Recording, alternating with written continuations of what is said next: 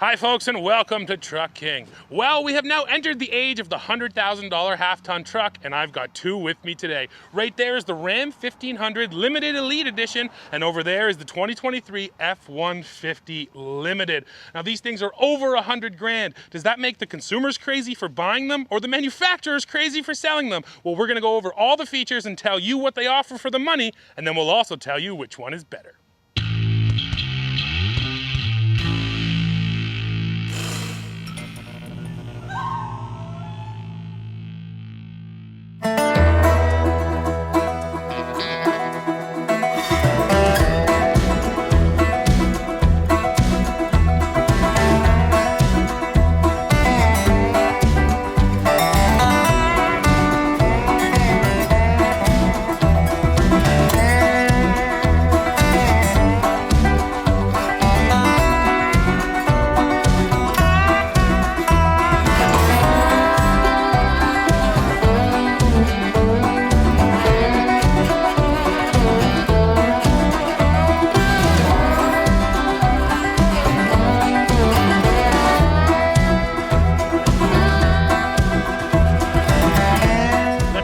Walk around on this F-150 Limited, and before we look at the features, I just have to put the price into your head. So here in Canada, this truck is going to sell for just a hair underneath $109,000. Yes, that's Canadian. I'll throw up the US price right here. And you have to remember, this is still just an F-150. It's still just a half-ton truck. It has the same frame underneath there as a $40,000 truck. So the question is, what are you getting for all that money? And the answer is all the stuff that's hung on that frame. So let's take a look right now. So first of all, a set of LED projector headlamps and daytime running lights. Also a fully unique front fascia here on your Limited, and that Limited badge across the nose there, just to remind people what it is. Now, as we move back, a nice set of 22-inch wheels. Bigger wheels are becoming very standard on these luxury trucks, and actually they both have 22s. So you get those chrome Limited badges as well. Power running boards here, and there is one trick feature. They actually have a little kick button right there, so when you're outside the truck, you can simply boot it and get your step to come in and out. And you'll see the step actually comes a little bit behind this rear door. That's so I can get on here and actually get access into my bed, which again is a pretty smart idea. So come around the back and I'll show you all the features on the rear end of the F-150, because there's a ton of them. First of all, fully powered tailgate. Didn't want to pop the first time. And yes, that is powered down and powered up as well. Now on the tailgate, again, all of these new features Ford has added. You're getting a tape measure across there to measure stuff. You're getting C-clamp pockets down here so you can actually hold stuff down to your tailgate. Ford's bed step, which has not changed now in a number of years, but still works really, really well. And then I'll climb up here and show you what is one of the coolest features. That's Pro Power on board. That's all of these plugs over here. This offers up to 7.2 kilowatts, and yes, that's a 240 volt plug. So if you wanted to do something like weld maybe and use a heavy duty welder, you could do that at the back of this truck. We do get the spray and bed liner. You get Ford's box link system with these cool replaceable cleats, and LED lighting, which is controlled on a button right there. So just a load of features on this F-150, which are really usable every day, especially back here in the bed. Now let's go see how the Ram compares.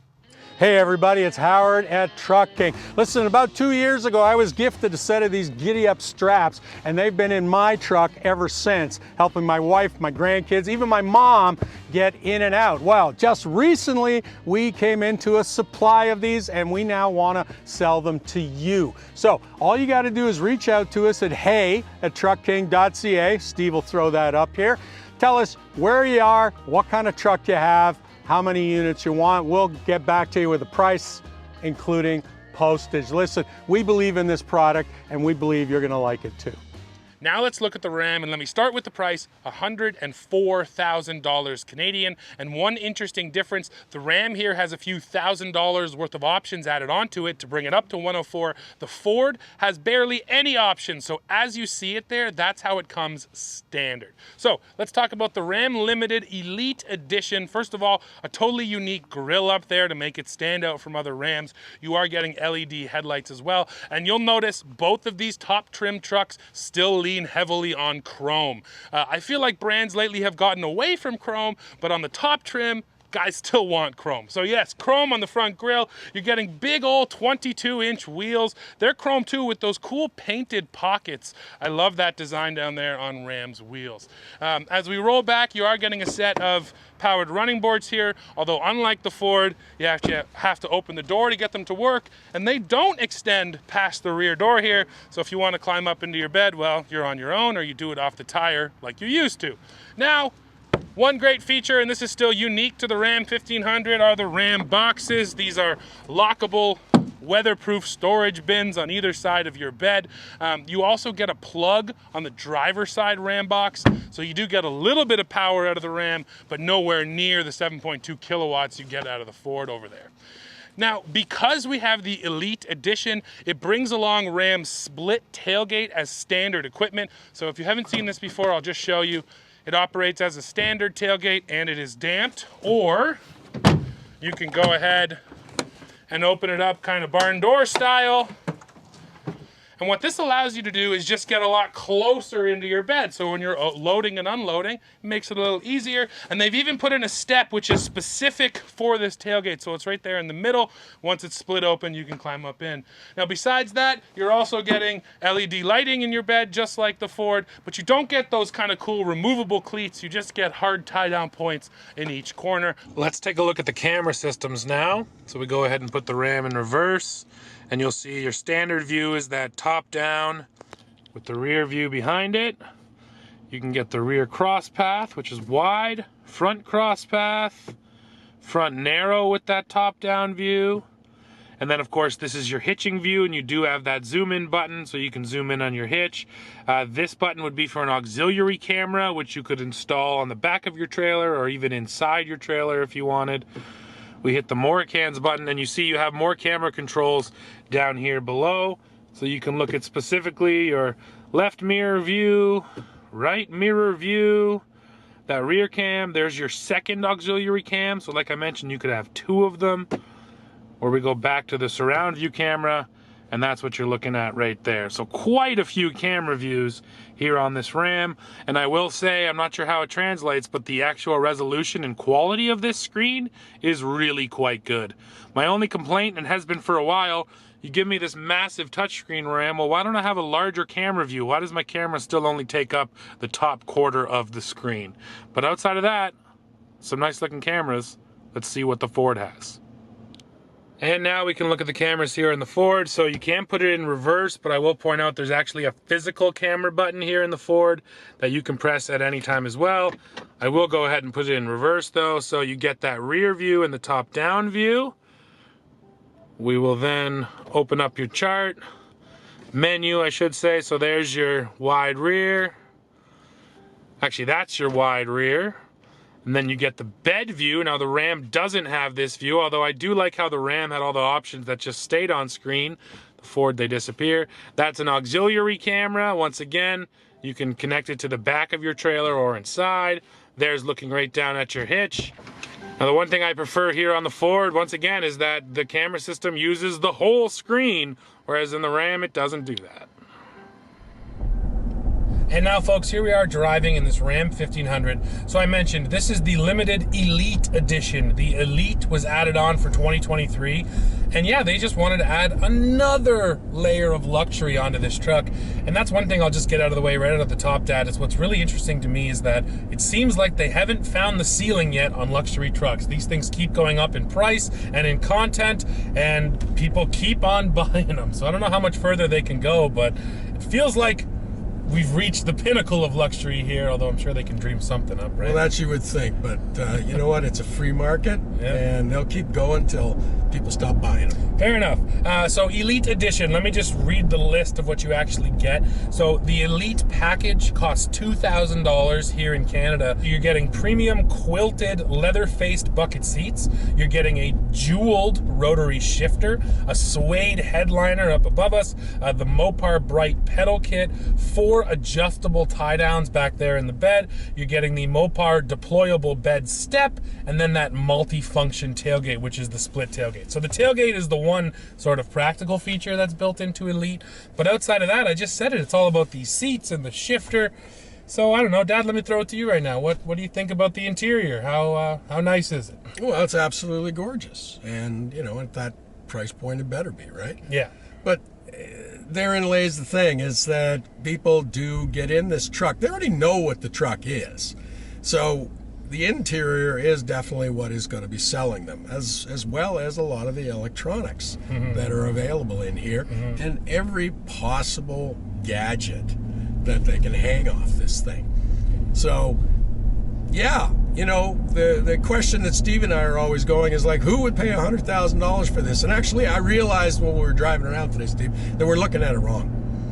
And the reason I say that is because people don't look at the overall cost of a truck anymore. They simply look at, what does it cost me bi-weekly? Sure. And that's the way these things are advertised. Nobody even knows what the heck the total price is. It's like every 2 weeks, this is how much you got to plunk down. And that's how people are making decisions. And that is just a whole different way of doing business than back in my generation. Yeah, where you'd actually have to come up with $109,000, right? Well, we wouldn't, because trucks weren't that expensive. Yeah, fair enough. A luxury truck didn't even exist, right?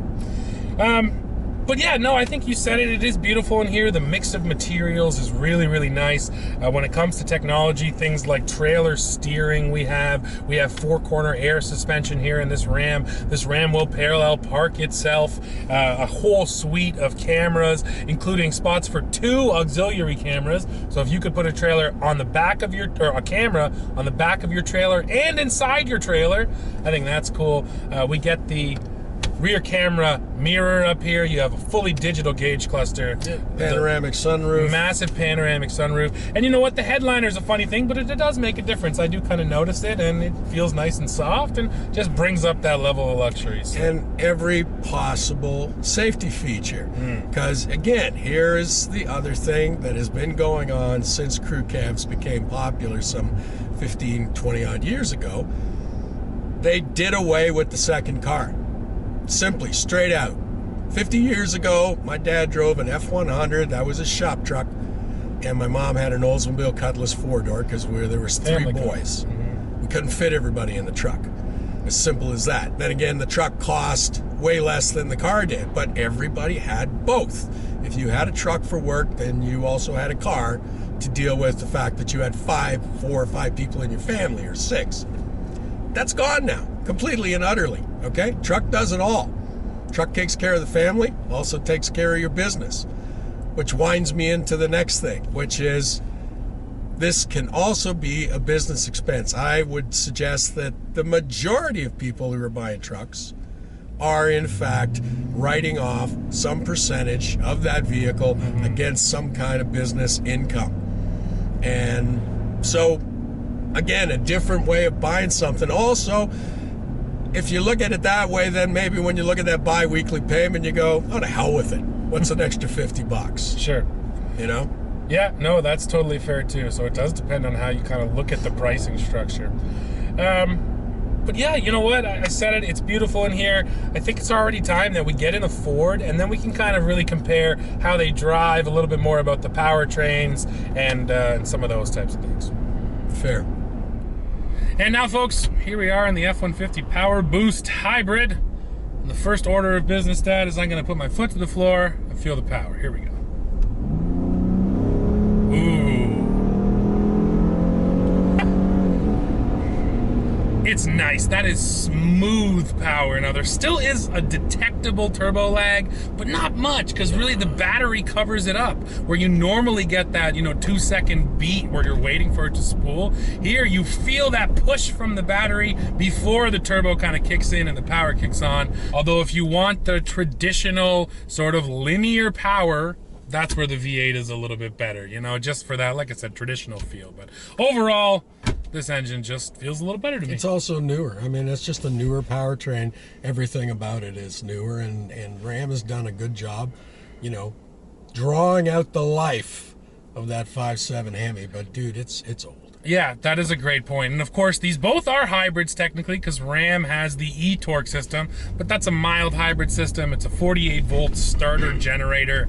It does a little bit, but it doesn't do much. Doesn't do enough to really even warrant the name. Yeah, you're probably right. Whereas, yeah, here Ford, you know, this isn't a huge battery pack or anything, but this hybrid is a little bit more legitimate.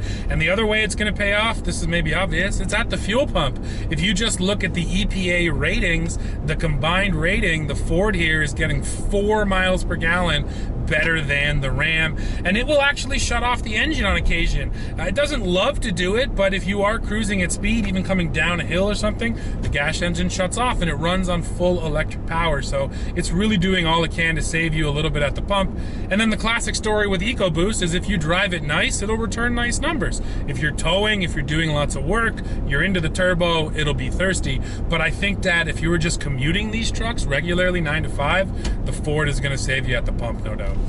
Yeah, and you know, for those guys who still have sort of an issue with EcoBoost, just remember that we've had these engines now since 2011. Yeah. So we can honestly say that they've had a pretty good break-in. Yeah, that's fair. And you don't hear stories of all of them just suddenly exploding. So, No, not more than normal. And I remember when they first came out, that was the whole thing, right? In 5 years, they're all going to be, you know, blowing up. And that's definitely not the case. Exactly. However, the other thing with the hybrid here is that also equals the Pro Power on board system, right? Which, frankly, to us is huge. Yeah. Because we've got a lot of property where we've got power tools and no power. Absolutely. So I love that. I love the fact that it's available, you know, in this truck. Yeah, it's a big deal. Again, 7.2 kilowatts is a massive amount of power. And yeah, I mean, we have a generator up north, and you drag the generator around, and it's heavy and it's loud, and it's just so much nicer to be able to bring the truck, and it just sits there at idle so you don't hear it, and it provides you with all that power. That is a huge feature. Okay, last thing I'll just say about the driving experience. I mean, they're both comfortable, quiet cruising trucks. However, I will give the Ram the edge on overall comfort. I just feel like the air suspension, a little softer, a little smoother, and the interior is a little quieter. So sort of on that level of things, I lean towards the Ram, although the differences are kind of splitting the hair there. They're pretty tight. On road. However, the other thing with the air suspension that I like is A, you can lift it if you do go off-road. B, you can dump all the airbags if you got somebody getting in and out who's having a little trouble, Sure. or emptying the bed. Yep. And thirdly, hooking up a trailer, this will always come back to level with the air suspension. Yeah, that's a good point. And it's actually almost surprising that no one's followed Ram down the path of air suspension, because I think it's a great feature. And same thing, a lot of people have reliability concerns. It's been in the Ram trucks for many, many years now, and again, you don't hear about airbags constantly popping. So yeah, I'm almost surprised, but definitely overall comfort, the Ram gets the edge. And now on to, again, what's most important with these trucks, the interior. So the interiors feel really similar here. I mean, we're getting these nice leather seats with a little bit of quilted leather in the middle, you know, the nice identification plate down here, and then all the different materials. And I think that's what all these brands have realized is you can't just sort of offer, well, hey, there's some wood in there. It's like, no, you need multiple different materials that all work together, and that's what we have here, just like in the Ram. I think it's entirely subjective which one you think is nicer, so I won't say which one I think is nicer. I'm just going to say they're both gorgeous interiors that I think are totally competitive with each other, and they warrant the title of a true luxury truck, because this feels as nice as other luxury products. Absolutely, and that's what's bringing us to this point today, where we do have a certain percentage of truck buyers who say, you know what, I can afford it and I want it all. Well, they're going to take your money. Don't worry about it. But they are giving you something. Yeah. There's something to be said for these trucks. They're pretty outstanding all on their own. Yeah, and I mean, you know, we're not in those products too often, but I've been in enough Mercedes-Benz, Audis, things like that to know that this feels as nice as those. It's not the exact same type of luxury, but it definitely feels like it can compete in those spaces. And that's a bit of a thing you got to get over in your head, again, because it's an F-150. You just don't expect it to be quite that luxurious, but we are at that point today where you're not, there's no compromises here. Well, folks, we are coming to the end of this one. Now, I do think we can easily say that even though these are $100,000 pickups, they are absolutely competitive with other luxury vehicles out there on the market. Now, between these two here today, although I do think the Ram drives a little nicer, I have to give the win to the Ford F-150 for a couple of reasons. First of all, it's going to save you fuel. You get that Pro Power onboard system, which I think is really valuable. And then you just straight up get more power and more payload. So for all those reasons, I lean towards the Ford F-150 Power Boost Limited Hybrid. But now, of course, I need to hear from you. Please go into the comments. Let me know which one of these two trucks you would buy if you had the money. As always, while you're down there, don't forget to hit like, hit subscribe, hit that join button to become a member of Truck King, and then please come right back here to the channel to see what we're testing next. See ya.